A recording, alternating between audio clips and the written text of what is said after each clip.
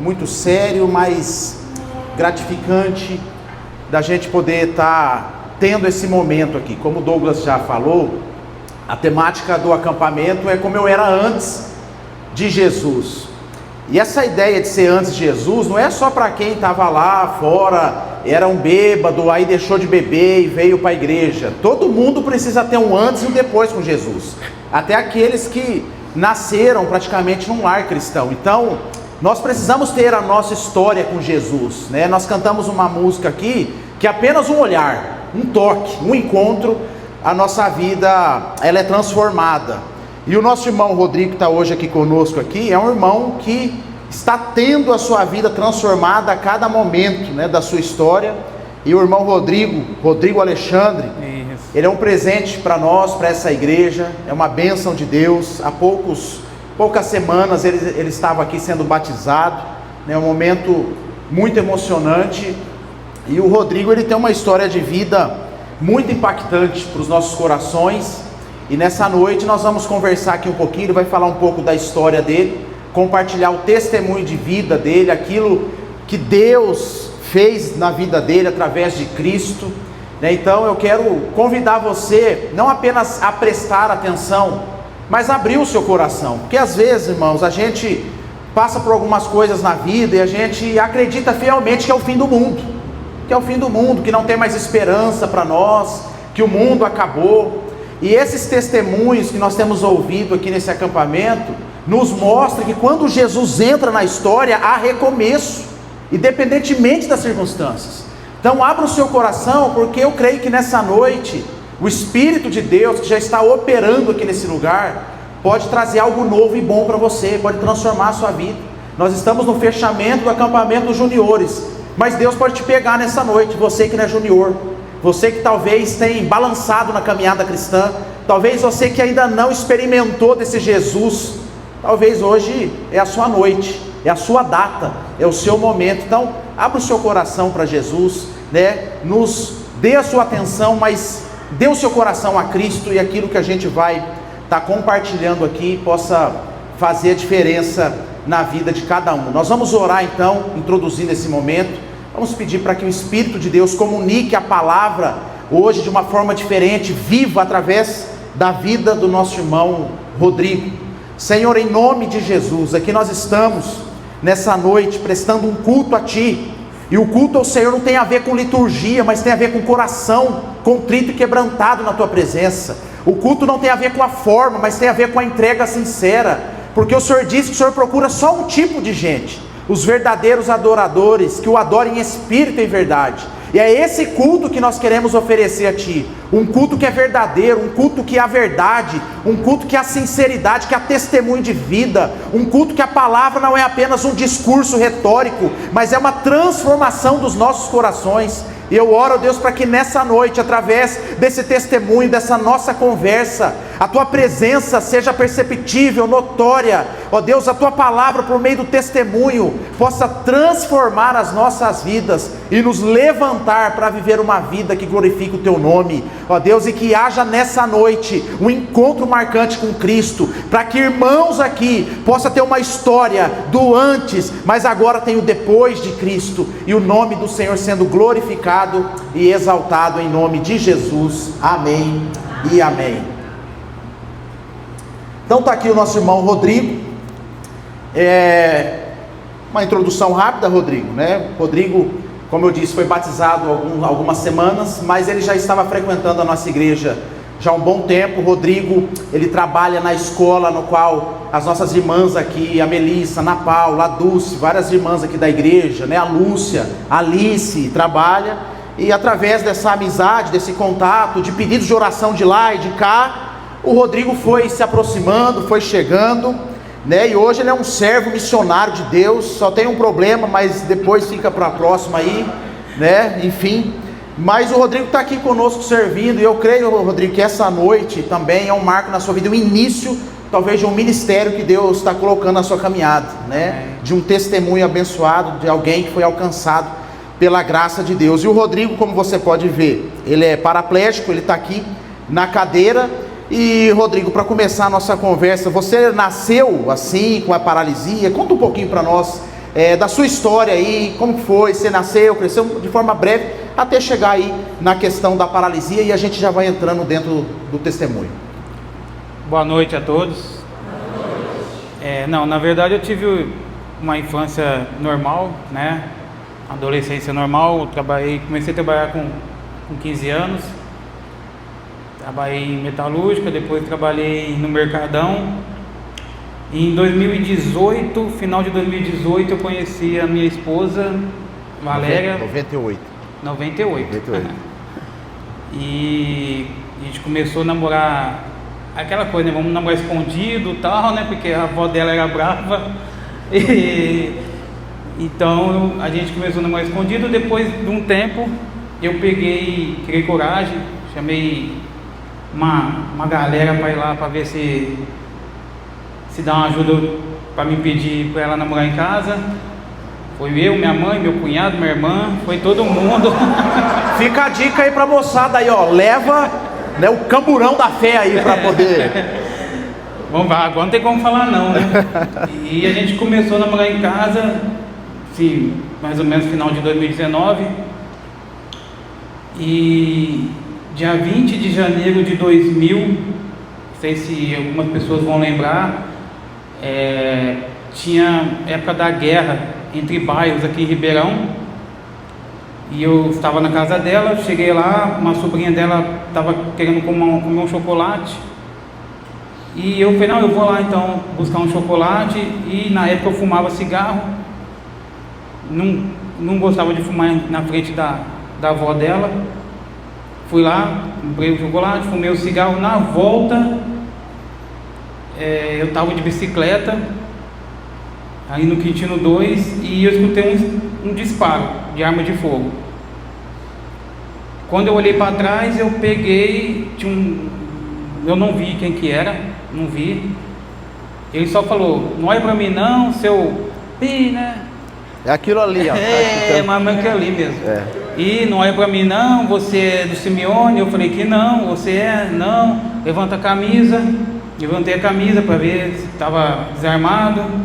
E ele pegou e falou, pode ir embora então, vai, vaza. E aí quando eu coloquei o pé no pedal da bicicleta, já escutei o segundo disparo, que eu caí pro chão. Na minha cabeça eu tomei um tiro na perna. Ixi, pegou na perna. E tentei levantar, eu não consegui levantar. E estava assim, 1 metro de distância, foi a queima-roupa mesmo. Eu olhei para trás e vi só a mão dele com um revólver. E aí eu fechei meu olho, ele deu mais 4 tiros. Pegou um na cabeça, um nas costas, um na mão.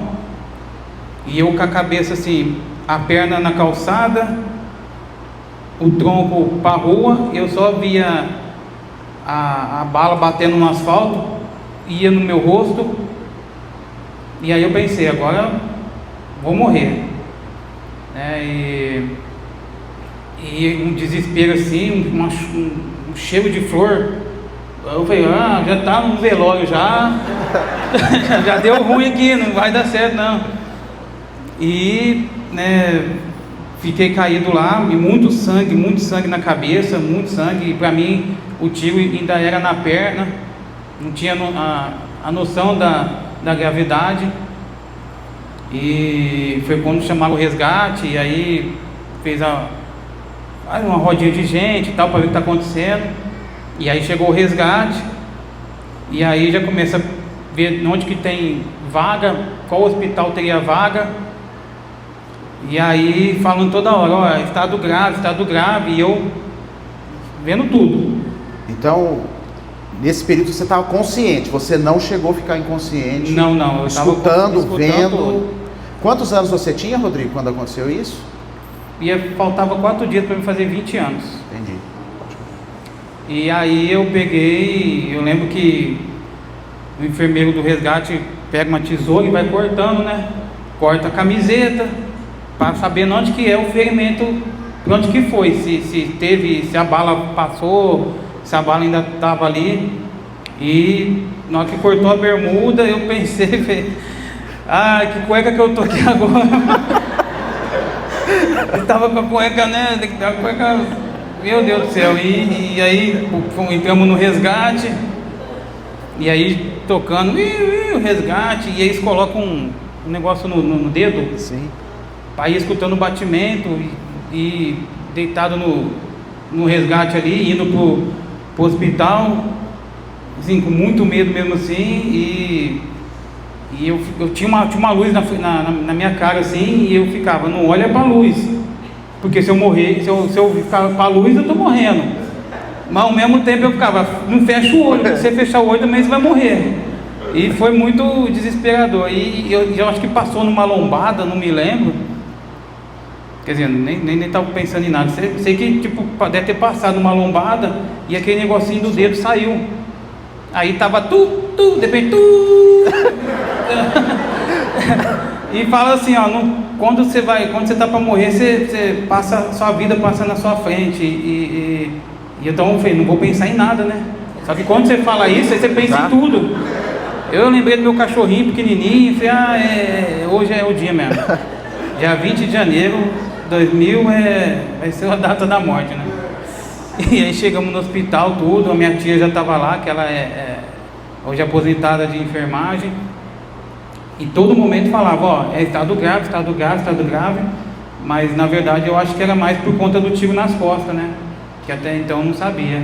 Ô Rodrigo, deixa eu fazer uma pergunta que talvez pode ser uma pergunta também das pessoas, né? Porque a gente está falando de um contexto aí do passado, de guerra entre bairros, né? E gangue, né? E você no início disse que você saiu para comprar um chocolate, mas também você fumava um cigarro, porque você fumava assim, não na frente, né, da família dela e tal. E você teve esse enquadro, né, desse pessoal, eles atiraram tudo. Talvez pode surgir uma pergunta assim, mas você era envolvido, né, com alguma coisa, né? Tô vendo que vocês têm umas tatuagens assim no braço, torce pro Corinthians, né? E aí todo esse contexto, às vezes as pessoas podem perguntar, foi um acerto de contas, sim, né? Sim. Ou ele mexeu com alguém que não tinha que mexer, sim. Né? Porque assim, de graça, assim, né? Você era envolvido assim com drogas, com crime? Como que é? Não. Graças a Deus nunca fui envolvido com crime, com nada, não tenho passagem, sempre trabalhei, né? Assim, eu morei no Jandai aqui muito tempo, então pessoas que cresceu com a gente acaba se envolvendo com o crime, né? Mas aí você tem amizade. Mas assim, eu mesmo envolver com isso, graças a Deus, nunca me envolvi. Você não estava jurado, não tinha uma situação com você, foi então? Não, na verdade, depois que eu fiquei sabendo que o rapaz que me deu o tiro nem era daqui de Ribeirão, ele era de Praia Grande, ele estava para cá e ele achou que era do Simeone, porque antigamente era muita guerra mesmo assim de bairro, né? Você não podia ir para o outro lado, aqui no Jandai mesmo era Jandaia com Jandaia, então a Tapajós era divisão ali, você passava para lá, não podia, quem é de cá não podia ir para lá, quem é de lá não podia vir para cá. Antes de você continuar na parte do hospital, a questão do bairro, como é que ficou a notícia assim, né? Porque você foi baleado e tudo, como é que foi assim, ó, mataram lá, acertaram lá, tá vivo, foi a pessoa certa, era quem a gente queria acertar, ele era do bairro, teve uma repercussão assim? Teve, porque eu tinha minha tia que morava no Avelino, então eu tinha muita amizade ali no Avelino, e a maioria também que eu cresci ali na época de infância, acabou entrando pro crime. E esse rapaz chegou na rua da minha tia falando, derrubei um, lá do Simeone. Aí os caras comemoram e tal, isso mesmo e tal. Só que aí chegou depois a notícia que tinha acertado o sobrinho da dona Deusa. E aí os caras começaram a ligar os fatos, falaram, mãe, onde que foi? Como que foi? E aí depois chegou a notícia falando que os caras tinham matado ele por conta que tinha dado tiro em mim. Mas tipo, até hoje eu não sei se é verdade, se é mentira, porque eu não vi o rosto dele. Então, eles falam que acertou, teve acerto de contas, mas e também não fez diferença nenhuma na minha vida. Eu estava internado. Para a gente voltar para o hospital e fechar essa parte, então assim, para ficar claro, não foi uma coisa que você provocou, não teve uma situação, você simplesmente saiu da sua casa para comprar um chocolate e você foi recebido a tiros. Isso. nesse momento, vamos dizer assim, gratuitamente, não teve uma situação, você não colheu isso, não foi uma coisa que você plantou no passado, a maldade ou envolvimento com coisas erradas e por consequência colheu isso. Pelo contrário, você saiu da sua casa para comprar um chocolate e aconteceu isso. Foi isso. E aí no hospital, fez o raio-x, a bala alojou na coluna, está aqui até hoje. E eu lembro que meu pai, o médico falou para o meu pai, falou, ó, aqui é a coluna do seu filho, aqui estão os estilhaços da coluna, que é tudo o osso que quebrou, e então da cintura para baixo seu filho não vai funcionar mais nada. E meu pai é meio chucro, aquelas coisas, então meu filho não vai ser mais homem. O médico falou assim, ó, estou falando que da cintura para baixo não vai funcionar mais nada, vai paralisar. E aí eu saí do hospital 7 dias depois que eu fui fazer cirurgia. Fiquei 7 dias internado, fiz a cirurgia. Depois de 2 dias eu voltei para casa. E aí foi assim, eu sabia que não estava, alguma coisa estava de errado, mas ninguém chegou em mim para falar, ó, você vai usar uma cadeira de roda, né, pro resto da sua vida.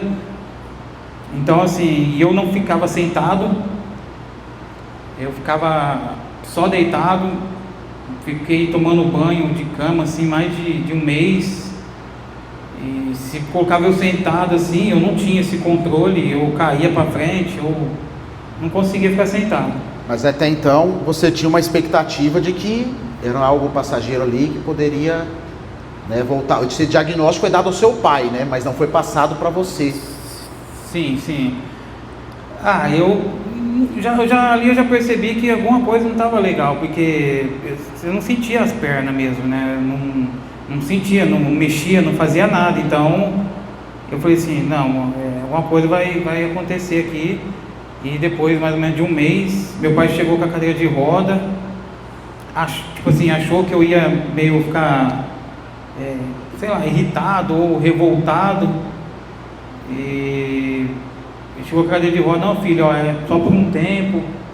E eu lembro também que a primeira vez que eu sentei mesmo assim na cadeira de roda, fui ficar muito tempo deitado, eu sentei na cadeira de roda, fui um pouquinho na calçada, aí eu desmaiei, porque fica muito tempo deitado, a pressão cai, não sei, e eu fiquei, depende do que eu vi, eu estava deitado de novo. Eu falei, mas eu estava sentado, agora eu estou deitado. Aí explicaram que não, é por causa da pressão que cai, porque eu fiquei muito tempo deitado só, né? Daí assim, Rodrigo, então até aí você estava ali, né, um acidente, né, a questão do tiro, estou aqui, um processo. Como foi, quando foi que você recebeu-se uma notícia de definitivo? Olha, né, você perdeu mesmo os movimentos da sua perna, né? Como foi e qual foi assim a sua reação a princípio, né, depois dessa notícia? Não teve um momento assim certo para falar assim, você não vai andar mais, né? Até quando eu comecei a fazer fisioterapia, você sempre acha que vai voltar a andar, né? Não, daqui a pouco eu já estou melhorando. Então não teve um episódio certo, assim, tipo assim, daqui para frente vai ser, a sua companheira vai ser a cadeira, né? E aí eu lembro que essa minha tia que morava no Avelino, ela era evangélica da igreja adventista, e na nossa família nunca foi ninguém evangélico, mais ou menos católico, mas também não era aquele católico praticante.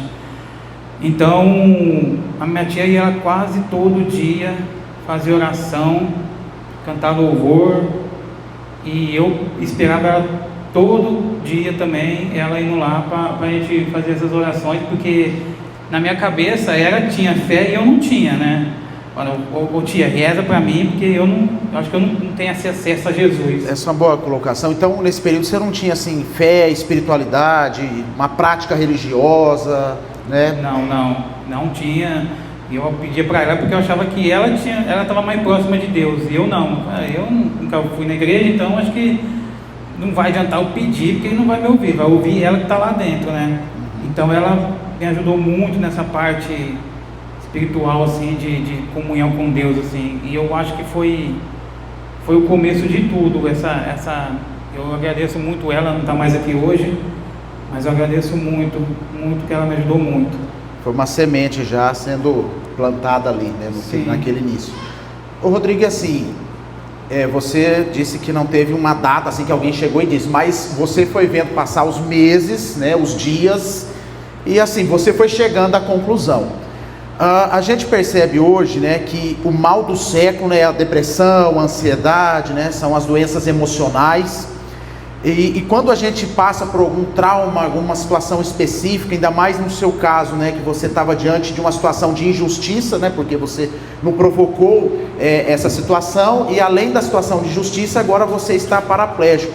Em nenhum momento assim veio assim a angústia, a depressão, até o pensamento suicida, aquele pensamento assim, a minha vida acabou, né? Então, porque eu penso assim como homem, né? A maioria gosta de jogar um futebol, né? De uma mobilidade para várias questões sociais, e de repente você está sendo privado disso. Como é que ficou sua cabeça nesse processo? Você questionou a vida? Você desistiu da vida? Conta um pouquinho para nós desse momento emocional que você passou. Não, em nenhum momento eu fiquei revoltado. Graças a Deus eu tive uma família que sempre me apoiou. A minha esposa, que ela tinha acabado de completar 17 anos, então ela tinha a vida toda pela frente, e eu achava que, né, vai largar, né, feio, pobre, e na cadeira de roda é fácil, né? Mas ela ficou comigo, pelo contrário. Só um detalhe, no namoro, né? Tudo isso aconteceu no namoro, vocês não estavam casados ainda. Não, era só no namoro, só. E assim, a minha família também foi tudo.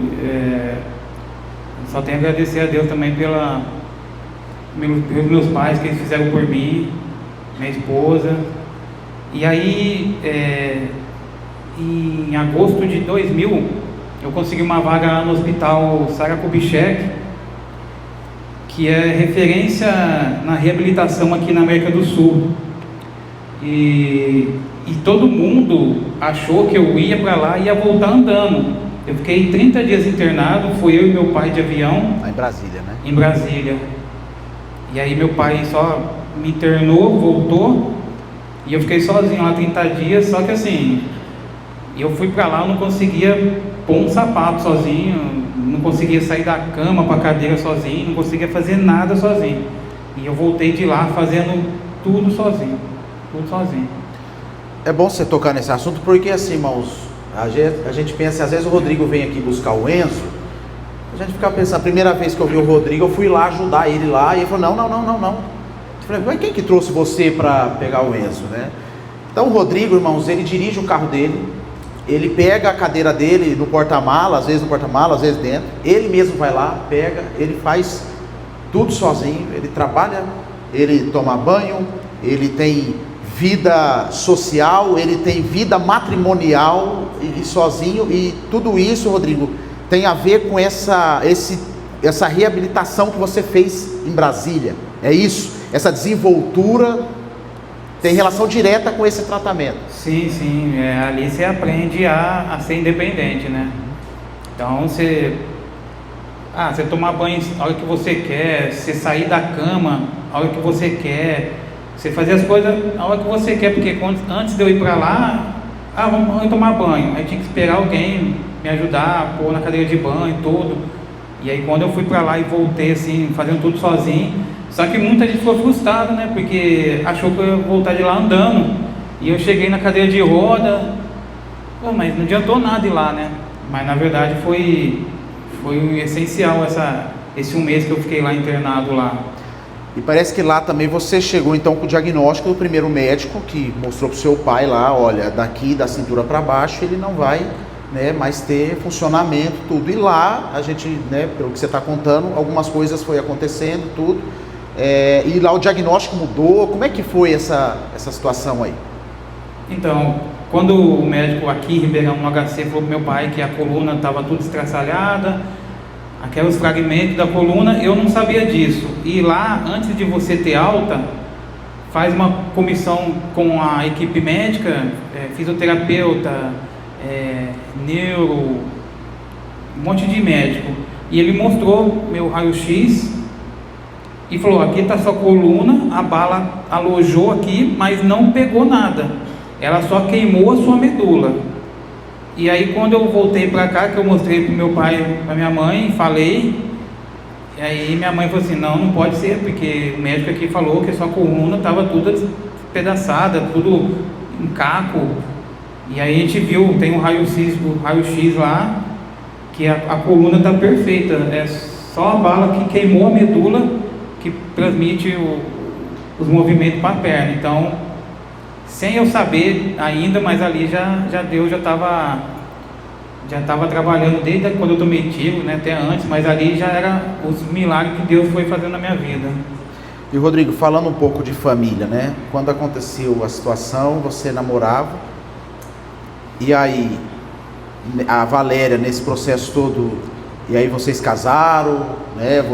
Ela foi embora, você foi embora, né? E aí, porque a gente vê o Enzo aí numa energia toda assim, né? E você tem um outro filho também, o mais velho. Conta um pouquinho daquela questão familiar aí, um pouco do seu casamento, dentro desse processo todo que você passou. Em 2001 a gente se casamos, né? Em 18, tem que lembrar a data aqui, né? Isso, garoto. Não trouxe cola. Já tá olhando lá, ela, filho.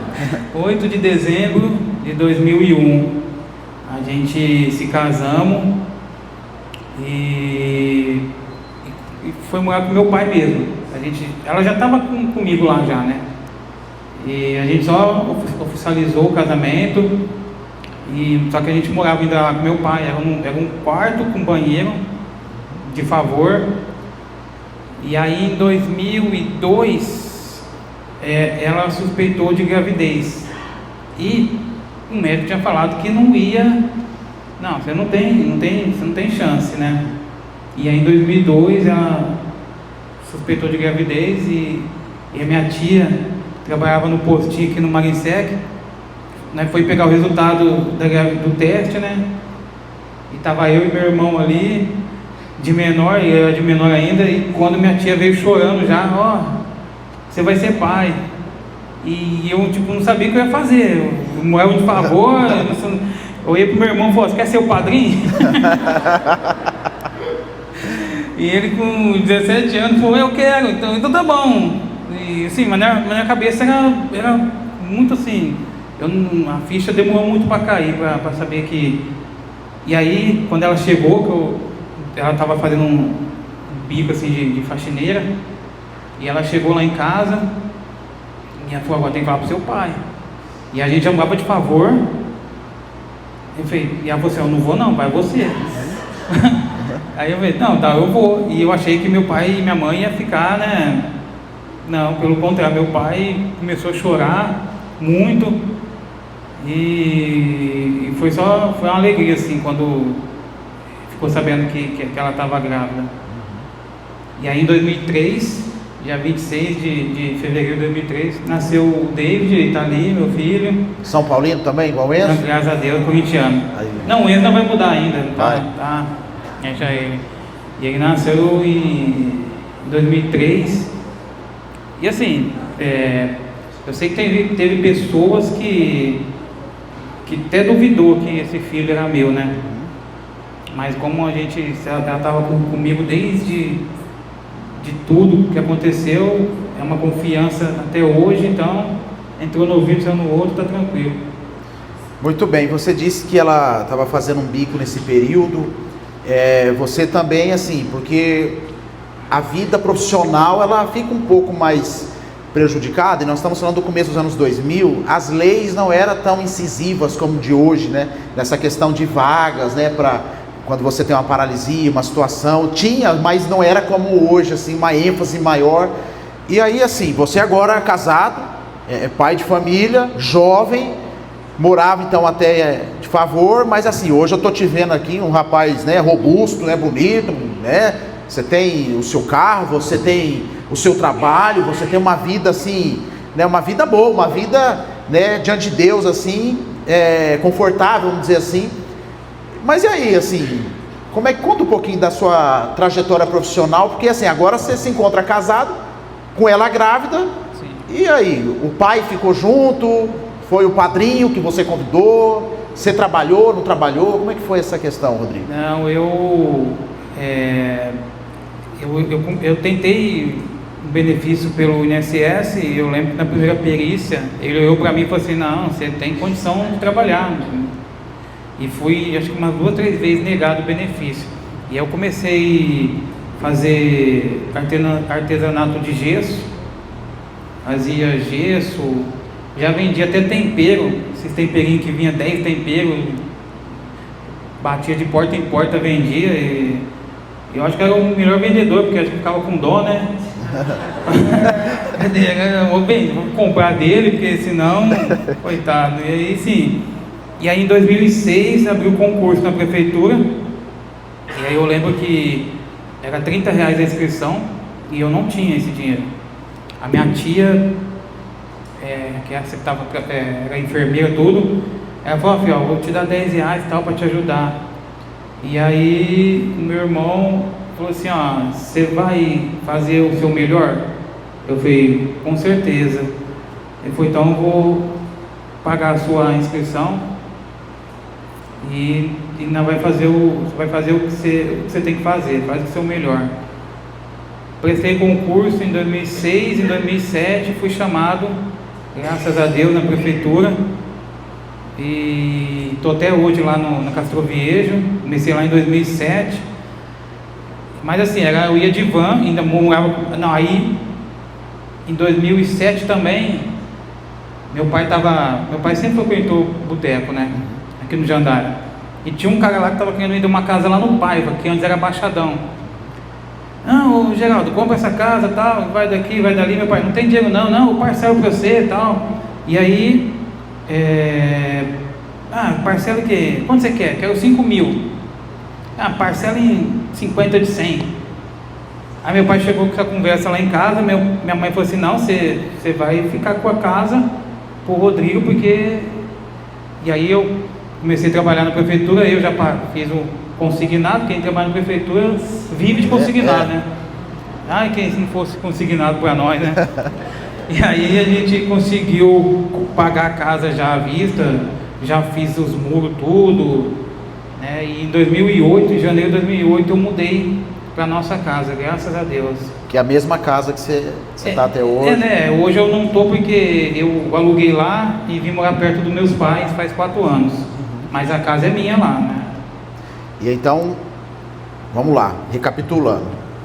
Teve a situação, foi para Brasília, fez esse tipo de treinamento, voltou, casou, teve filho, desenvolveu a carreira profissional, né? Tem desenvolvido também uma área do esporte, né? Você também joga basquete, como que é assim essa...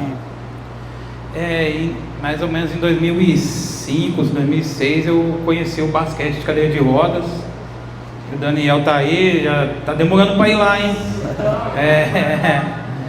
E porque assim, igual você falou, eu também jogava futebol, era bom, hein?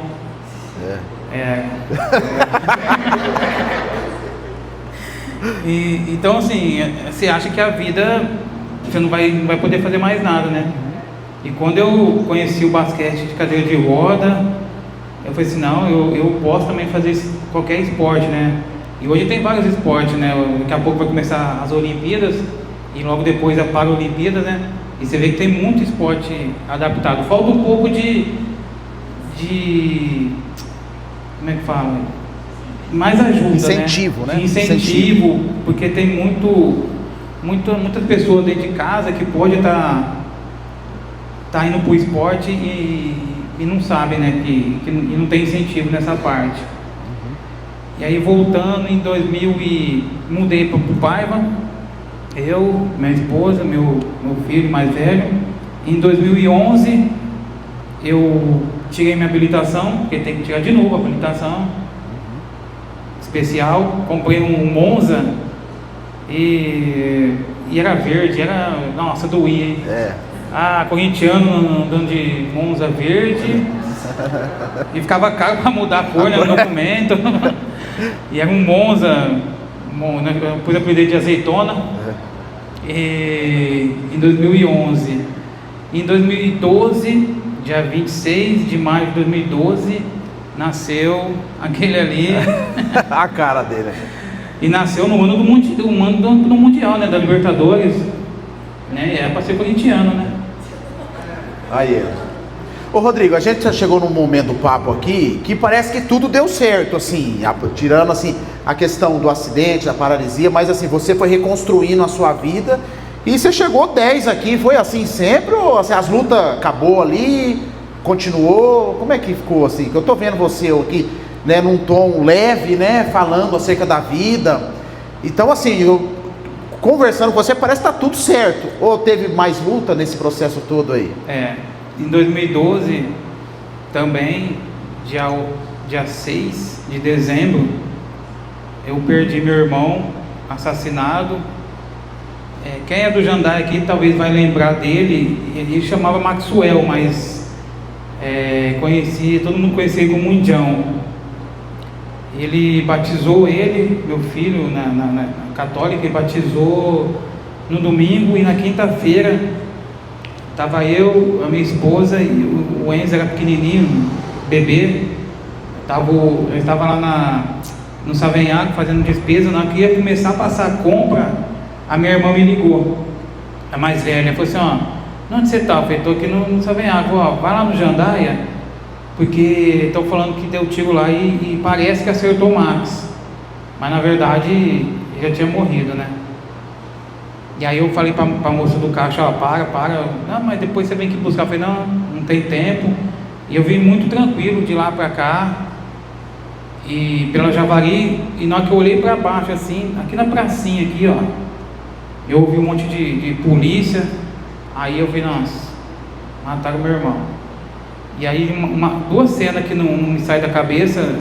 Foi quando eu cheguei, a minha mãe saiu de dentro da casa dela, assim, na calçada, ajoelhou e falou assim para mim: mataram o nosso menino. E assim, eu fiquei muito revoltado, né? E meu pai estava trabalhando à tarde, meu pai trabalhando da ERP, ele estava à tarde, não, à noite.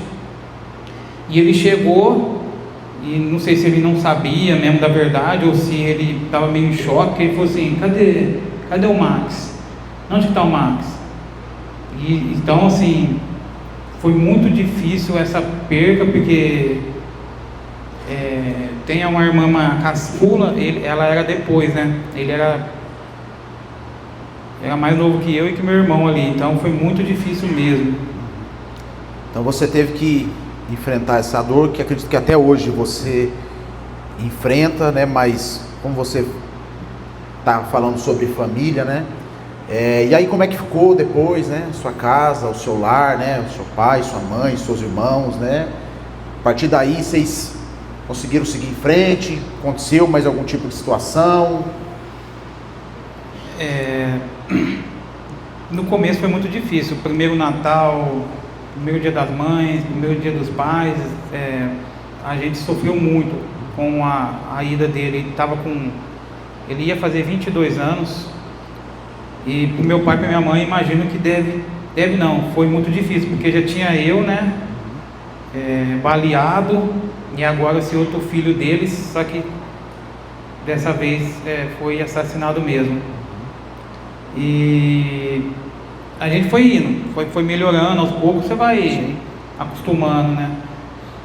E aí em março de 2016, eu estava em casa e eu senti uma dor muito forte aqui no peito, assim, uma queimação. Eu sentei na cadeira assim e eu ficava assim, né, muito forte. E aí a Vânia falou assim: o que você tem? Tudo. Eu disse: nossa, uma dor no peito muito forte aqui. Aí ela pegou e falou: vou ligar pro seu pai. Só que era uma 00:30.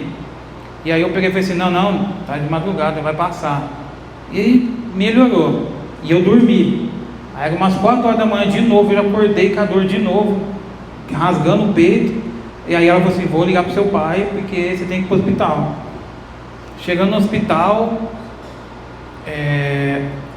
estavam trocando de plantão e o médico acho que não deu a devida atenção pela gravidade da situação. Eu lembro que ele perguntou, tá doendo na onde? No peito ou no estômago? Eu falava, tá doendo aqui, mas é no peito ou no estômago? Ah, tá doendo aqui. Aí eu falei assim, mas quem tem que saber é você, não é eu. E ele pegou, me deu um remédio para o estômago, me deu uma guia de endoscopia. Isso foi numa sexta-feira. Aí pediu para eu voltar para casa. Aí voltamos sem dor. Sexta-feira, no sábado começou uma dor muito forte aqui atrás da cabeça, mas muito. Tomava dipirona, não passava. Tomava qualquer remédio, não passava. A Valéria já estava trabalhando numa casa de família já registrada. O Enzo pequenininho, estava com o meu David também. E aí na segunda-feira eu falei pro meu pai, pai, leve eu no hospital, porque eu não tô muito bem não. Ele pegou e falou assim, mas voltou a dor no peito? Eu falei, não, mas eu não estou me sentindo bem. E aí meu pai foi lá em casa, deixou minha mãe lá para ficar com os meninos. E chegando perto do hospital, parecia que meu corpo minha alma tinha saído do meu corpo, assim, porque é uma situação que não tem como explicar. O meu pai já entrou no hospital chamando o médico, e o médico olhou assim, eu com os olhos catalados assim, ele falou, pode ficar aqui no hospital porque a situação é grave aqui. E foi fazer os exames e eu estava tendo um AVC. E aí, quando eu falei assim, a sensação dentro da alma, do espírito, você sair do corpo, é que paralisou esse lado meu direito todinho. Eu não estava falando, não estava me movimentando esse lado direito. Assim, é angustiante mesmo a sensação quando você... E eu também, tipo assim, sem saber o que estava acontecendo, né? E aí depois vieram me falar, você teve um AVC. E eu fiquei assim, semanas assim, fazendo fono. E foi muito difícil, assim, acho que foi nessa hora que quando eu não estava podendo falar, que em pensamento eu pedi para Deus me dar mais uma chance, porque até de tudo que tinha passado eu não tinha visto o quão bom Deus é.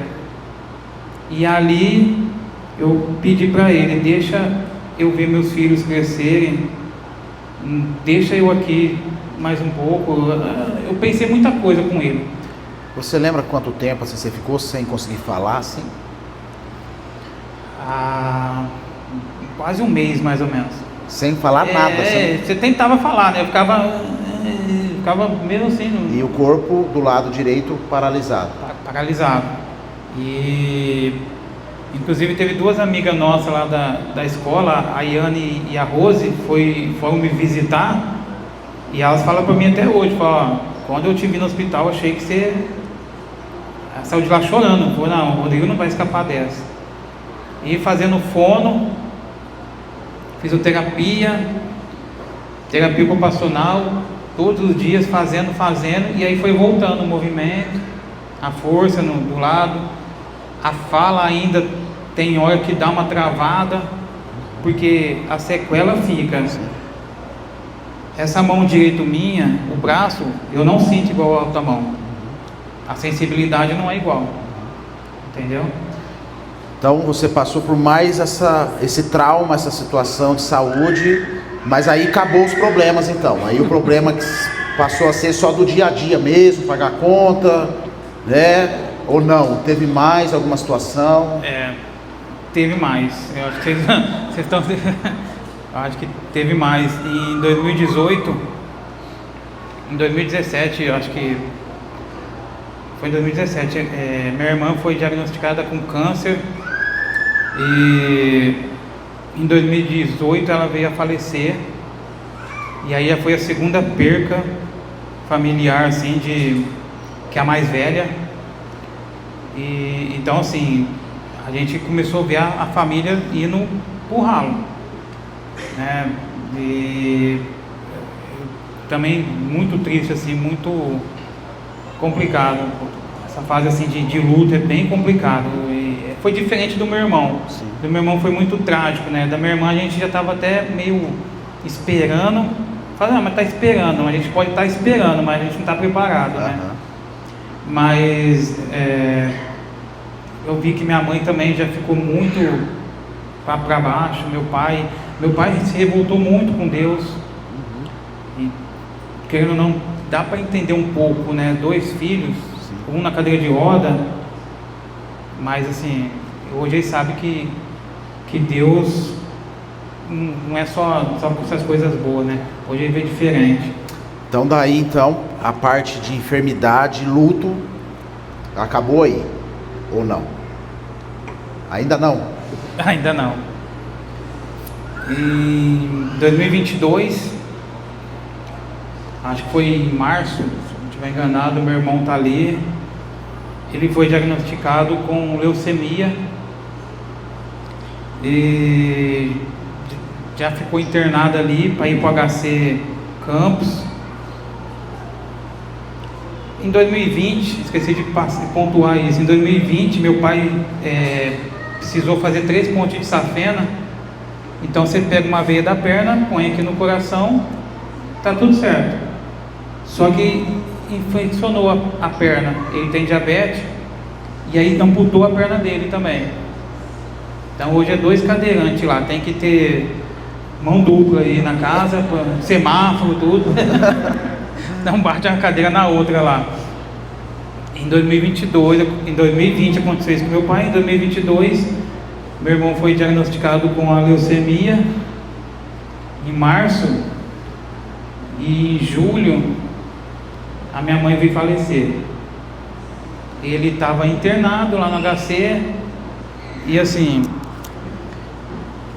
quando eu aluguei minha casa no Paiva, foi para ficar perto dos meus pais, por conta do meu pai. E na verdade aconteceu com a minha mãe. E eu estava em casa, minha irmã me ligou falando que minha mãe estava, Guigo, vem aqui, vamos levar a mãe no hospital, tudo. E eu lembro que eu cheguei na porta, eu nem pus a cadeira no carro, fiquei dentro do carro, parei na porta da casa dela, e o pessoal veio, pegou minha mãe lá de dentro e pôs ela dentro do meu carro, já apagada já. E logo em seguida o resgate chegou, ainda falou que não pode fazer isso, tirou minha mãe de dentro do carro e colocou no resgate. Só que eu fiquei dentro do carro aqui, o resgate aqui, e eu sem cadeira, eu não podia sair do carro. E eu vi os enfermeiros, os médicos reanimando minha mãe de dentro do meu carro por mais ou menos 40 minutos. E assim, implorando para Deus, mas eu sabia que era difícil. Aí conseguiu reanimar ela, foi para o hospital. Chegou no hospital, eu fui com a minha esposa lá, e o médico chegou, chamou nós e falou, ó, a gente fez o que tinha que fazer com sua mãe, ela está estabilizada, tudo. E eu perguntei que hora que é a visita, né, na UTI. Ele falou, acho que era 2 horas, 3 horas da tarde. E quando nós estávamos saindo do hospital, assim, na calçada ainda, alguém chamou nós, parente da dona Clarice. Eu falei, é eu. Aí chamou nós e falou, ó, você quer ver ela agora? A gente conversou com o pessoal da assistência social, você quer ver ela agora? Eu falei, se for possível. E entrou eu e a Valéria dentro do quarto, e aí eu vi minha mãe entubada. Eu sabia que não era a última vez que eu ia ver ela. E é uma sensação ruim, você saber que você vai ver a pessoa ali pela última vez. E saímos de lá, fomos até em casa, era mais ou menos umas 11 horas da manhã. Quando deu meio-dia, 1 hora da tarde, o hospital ligou pra gente voltar lá. E assim, o que eu passei com a minha mãe, assim, tipo, chegamos no hospital, o médico deu a notícia, eu já estava esperando. Só que assim, meu pai estava na cadeira de roda, não tinha como fazer nada. O meu irmão estava internado, não podia como ajudar, e o multo funerário estava no meu nome. Então assim, eu espero que ninguém passe assim por essa situação de estar indo lá na funerária, de escolher o caixão para sua mãe, de marcar a hora que você vai sepultar sua mãe. Eu espero que ninguém passe por isso, porque é doloroso demais. Ô Rodrigo, e nós estamos chegando na reta final aqui, e foi nesse processo todo que a gente te conheceu, porque você mencionou, né, o seu irmão, a gente orou também pelo seu luto nesse período, e oramos muito pela vida do seu irmão, que dentro do luto ainda estava passando por um processo muito delicado, e assim, precisava de uma ação de Deus, né? Sim. Seu irmão está ali conosco, né? No dia do seu batismo ele estava aqui, e ele está bem, seu irmão, como é que foi? Deus operou, deu certo, não deu certo? Então, eu fiz o teste, na verdade, de compatibilidade de medula óssea. Quando é leucemia, só transplante para poder curar, né? E eu era 50% compatível, só que pelo meu problema de saúde, um infarto, AVC, eles não deixaram eu fazer. E chegou uma notícia que tem um rapaz lá na Alemanha compatível 100%. Chegou essa notícia em 2022 mesmo. E aí em dezembro de 2022 a medula veio lá da Alemanha, importada. Até tá ficando meio loirinho já. Ele estava careca, agora o cabelo está meio loiro. E graças a Deus ele está curado. Deu tudo certo o transplante. E Deus deu outra vida para ele aí. Amém. Mais um dos milagres de Deus cuidando de você. Só que até esse momento então, Rodrigo, você tinha um Deus, aquele Deus na hora do aperto, né? Assim, eu não professo fé, eu não sou um discípulo assim de Jesus assíduo. Eu creio que Ele criou todas as coisas. Na hora que está tudo bem, eu toco a vida, né? Mas na hora que aperta, oh Deus, me dá mais uma chance. E nesse processo todo, Rodrigo, eu vi você chegando ali naquele cantinho, e você foi apresentado para nós. Esse é o Rodrigo, e essas nossas brincadeiras de São Paulo e Corinthians começou ali, né? E brincadeira dali. Ô Rodrigo, você vai vir semana que vem? Vou vir. Não falta não, Rodrigo. E o Rodrigo, e o Rodrigo, e o Rodrigo foi chegando, foi vindo, foi ouvindo aí a palavra. Ouvi dizer, Melissa, que o Rodrigo chegava lá na escola e falava assim, ó, lá pregou isso aí, isso aqui, ó, tá falando lá. E estava reproduzindo lá a palavra e fazendo sentido para o Rodrigo. E aí, Rodrigo, eu me lembro um dia ali na porta, eu estava ali onde o Vinícius está, na saída do culto, você chegou junto com a Valéria e já me interrogou ali, falou assim, pastor, como é que faz para ser de Jesus? Para ser discípulo de Jesus? Como é que é, Zé? Eu quero ser, me mostra o caminho. Então, até agora nós estamos falando ali do antes, né? Você tinha um Deus que na hora do aperto você clamava a Ele e Ele sempre esteve com você. Mas você passou aí de um processo que agora você não quer só um Deus na hora da luta, você quer ser um discípulo de Jesus, e você fez essa abordagem. Eu caminhei, né, você para um discipulado, e muito bem discipulado, nosso irmão presbítero Ângelo, né, que está ali. Obrigado, Ângelo. Que trouxe você até esse momento aqui. Eu queria que você, para a gente ir partindo para um final aqui, fala um pouco da sua fé, porque assim, eu penso, Rodrigo, que às vezes por menos, muitas pessoas colocam a culpa em Deus, né? Coloca a culpa em Deus, porque olha a minha situação, olha a minha vida. No começo da nossa conversa eu perguntei se você teve alguma questão, né, de angústia, de desistir da vida e tal, e você, pelo contrário, você foi à luta, né, e desenvolveu toda a sua carreira profissional, esporte, casamento, família, mas ainda faltava esse aspecto da fé. E eu penso que hoje muitas pessoas, Rodrigo, numa situação difícil, vão falar assim, onde que está Deus? Será que Deus é com você mesmo, Rodrigo? O que você pode falar? Ó, tudo que você passou, infarto, AVC, paralisia, tanta dificuldade na vida, essas perdas, lutos, enfermidades, você tem certeza que Deus existe? Deus é com você, Rodrigo? Absoluta. Então, assim, se a gente for ver só as coisas ruins, pode pensar, acho que Deus não existe mesmo. Mas vamos lá então, se Deus não fosse bom, eu não estaria aqui, eu tinha morrido com um tiro. Se Deus não fosse bom, eu não teria a esposa que eu tenho. Se Deus não fosse bom, eu não teria a família que eu tenho. Se Deus não fosse bom, eu não teria o emprego que eu tenho. Se Deus não fosse bom, eu não teria minhas amizades que eu tenho. Se Deus não fosse bom, eu não teria tudo o que eu tenho hoje. Então assim, eu acho que todo mundo passa por situações difíceis na vida. E se você olhar só para a parte difícil, acho que vai ser difícil você ver Deus. Se você começar a olhar para o lado das coisas boas, você vai enxergar Deus. Então, eu só agradeço a Deus por tudo. Muito bem, Rodrigo. Você é uma pessoa feliz, Rodrigo? Sim. Hoje mais ainda, né? Por que hoje mais ainda, Rodrigo? 2 vitórias seguidas faz tempo, né?